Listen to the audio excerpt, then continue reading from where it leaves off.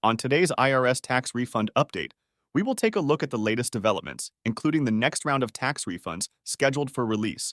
And from there, we will recap the best method for getting assistance as reported by a number of our viewers still waiting on those tax refunds, as well as the top notices being sent out by the IRS to taxpayers impacted by ongoing processing delays. Starting off with the latest, as the next round of tax refunds is scheduled for release on June 3rd, as confirmed by the refund status results and tax transcripts seen here. Now we are showing both direct deposit refund batches and paper checks are scheduled for that day. And if you are part of the latest direct deposit refund batch, while most will receive that deposit the day of, do allow an additional 5 days from that June 3rd date for it to post to your bank account before contacting the IRS to initiate a payment trace. And if you are among those scheduled to receive a paper check in the latest batch, do allow up until July 1st to receive it in the mail before initiating a payment trace. Also, as a reminder, not all refund status results update accordingly.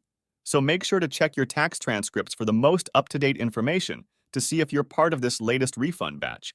And as an additional reminder, if you are still waiting on your tax refund as of this recording. We have reached the point that interest will start to accrue on those past due tax refunds.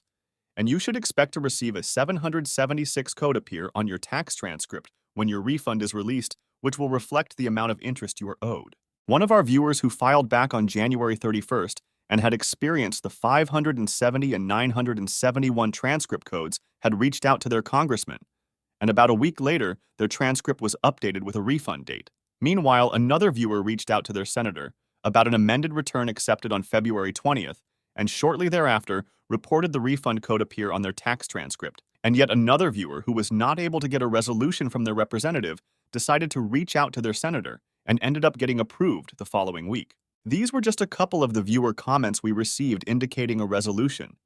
And we ask our viewers who have not done so to please consider this as an option if you are still waiting on your tax refund. Do note that your representative's office will send you a privacy release form that you need to send back, which allows them to communicate to the IRS on your behalf. Meanwhile, we have also been receiving multiple questions as it pertains to notices being sent out to the IRS.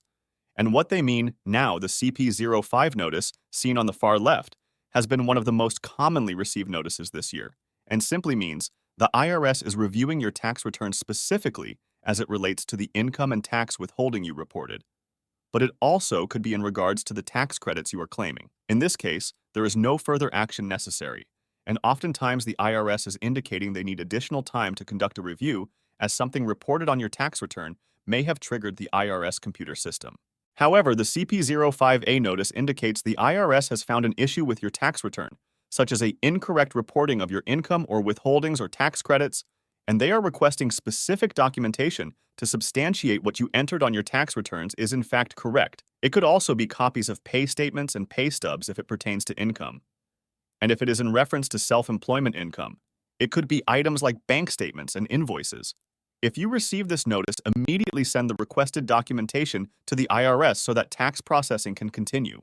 Also, another commonly received notice is the 2644C letter from the IRS informing tax filers that they need an additional 60 days to work on the tax return in question, due to the fact they are waiting on your tax information to be available on their computer system. And oftentimes this means the IRS has still not processed your employer's tax information, which they need to compare with what you are reporting on your tax return for accuracy.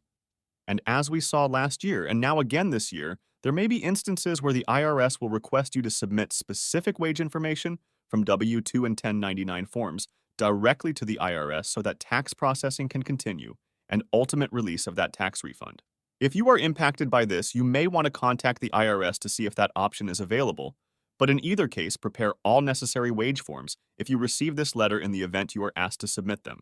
Let us know in the comment section below about your ongoing tax issue. In the meantime, we will keep monitoring the situation for further developments, so make sure to click on the thumbs up and subscribe button below for future updates on this channel, and thanks for watching.